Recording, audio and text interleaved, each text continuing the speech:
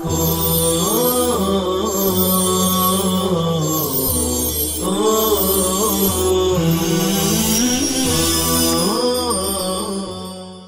اللہ الرحمن الرحیم نحمده ونصلی علی رسوله الکریم اما بعد اعوذ باللہ من الشیطان الرجیم بسم اللہ الرحمن الرحیم وما امروا الا لیعبدوا اللہ مخلصین له الدین صدق اللہ العظیم۔ عقائد کا بیان۔ عقیدہ، اس کی جمع عقائد آتی ہے۔ دل کے ٹھوس اور پختہ ارادے کو عقیدہ کہتے ہیں۔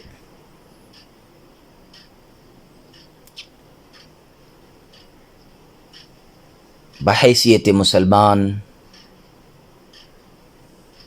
ہمارے عقائد کی اصلاح اور درستگی انتہائی ضروری ہے۔ لہذا عقائد سے متعلق ضروری باتیں آپ حضرات کی خدمت میں پیش کی جا رہی ہے۔ اللہ رب العزت سے متعلق ہمارا عقیدہ کیسا اور کیا ہونا چاہیے۔ عقیدہ نمبر 1، ساری دنیا پہلے بالکل نہ تھی، اللہ تعالیٰ نے اس کو پیدا کیا تو یہ وجود میں آئی۔ عقیدہ نمبر 2، اللہ ایک ہے، وہ کسی کا محتاج نہیں، نہ اس نے کسی کو جنا نہ وہ کسی سے جنا گیا، نہ اس کی کوئی بیوی ہے اور نہ ہی کوئی اس کا ہمسر، اس کا شریک ہے، یعنی کوئی اس کے برابر کا نہیں ہے۔ عقیدہ نمبر 3، اللہ تبارک و تعالی ہمیشہ سے ہے اور ہمیشہ رہیں گا۔ عقیدہ نمبر 4، کوئی چیز بھی اس جیسی نہیں ہے، وہ سب سے الگ اور منفرد ہے۔ عقیدہ نمبر 5، وہ زندہ ہے، ہر چیز پر اس کی قدرت ہے، کوئی چیز اس کے علم سے باہر نہیں، وہ سب کچھ دیکھتا ہے، سنتا ہے، باتیں فرماتا ہے، لیکن اس کی گفتگو ہم لوگوں کی گفتگو کی طرح نہیں ہے۔ جو چاہتا ہے اپنی مرضی سے کرتا ہے، اس کو روک ٹوک کرنے والا کوئی نہیں ہے۔ وہی اس لائق ہے کہ اس کی عبادت کی جائے، کسی چیز میں اس کا حصہ دار کوئی نہیں، اپنے بندوں پر مہربان ہے، بادشاہ ہے، سب عیبوں سے پاک ہے، وہی اپنے بندوں کو سب مصیبتوں اور آفتوں سے بچاتا ہے، وہی عزت والا ہے، بڑائی والا ہے، ساری چیزوں کا پیدا کرنے والا تنہا وہی ہے، بہت دینے والا ہے، روزی پہنچانے والا ہے، جس کی روزی چاہے تنگ کر دے اور جس کی چاہے زیادہ کر دے، جس کو چاہے عزت دے اور جس کو چاہے ذلیل کر دے، انصاف والا ہے، بڑے تحمل اور برداشت والا ہے، خدمت اور عبادت کی قدر کرنے والا ہے، یعنی اس پر استحقاق سے زیادہ ثواب دے گا۔ وہ سب پر حاکم ہے، اس پر کوئی حاکم نہیں ہے، اس کے تمام کام حکمت سے پر ہے، اس کا کوئی کام حکمت سے خالی نہیں ہے، وہ سب کے کام بنانے والا ہے، پہلے بھی اسی نے سب کو پیدا کیا اور مرنے کے بعد قیامت میں بھی پھر وہی پیدا کرے گا۔ عقیدہ نمبر 6، اس کو نشانیوں اور صفات سے سب جانتے ہیں، تو دل میں تو آتا ہے، سمجھ میں نہیں آتا، میں جان گیا تیری پہچان یہی ہے۔ اس کی ذات کی حقیقت کو کوئی نہیں جان سکتا۔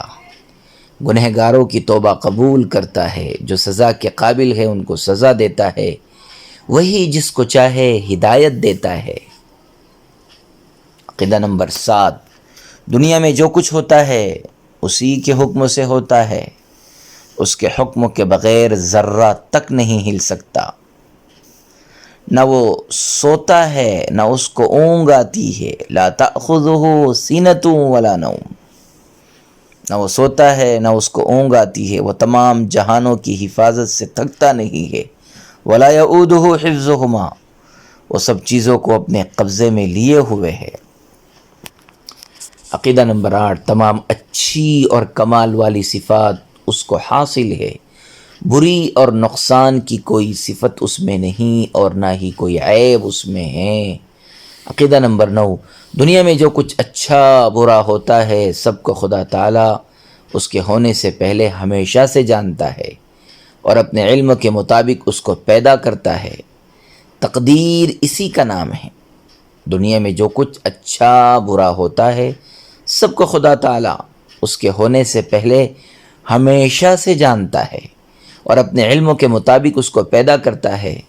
تقدیر اسی کا نام ہے، اور بری چیزوں کے پیدا کرنے میں بہت سے راز ہیں، ان رازوں کو ہر کوئی نہیں جانتا۔ عقیدہ نمبر 10، بندوں کو اللہ تعالیٰ نے سمجھ اور ارادہ دیا ہے جس سے وہ گناہ اور ثواب کے کام اپنے اختیار سے کرتے ہیں، لیکن بندوں کو کسی کام کے پیدا کرنے کی قدرت نہیں ہے۔ گناہ کے کام سے اللہ تعالیٰ ناراض اور ثواب کے کام سے اللہ تعالیٰ خوش ہوتے ہیں۔ عقیدہ نمبر 11، اللہ تعالیٰ نے اپنے بندوں کو کسی ایسے کام کا حکم نہیں دیا جو ان سے نہ ہو سکے۔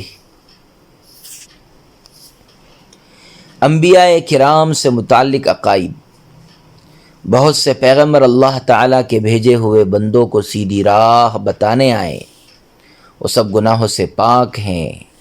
پیغمبروں کی مکمل اور صحیح تعداد اللہ تعالیٰ نے نہیں بتائی، بس یوں عقیدہ رکھنا چاہیے کہ اللہ تعالیٰ کے بھیجے ہوئے جتنے پیغمبر ہیں ان سب پر ہم ایمان رکھتے ہیں، جو ہمیں معلوم ہے ان پر بھی اور جو معلوم نہیں ہیں ان پر بھی۔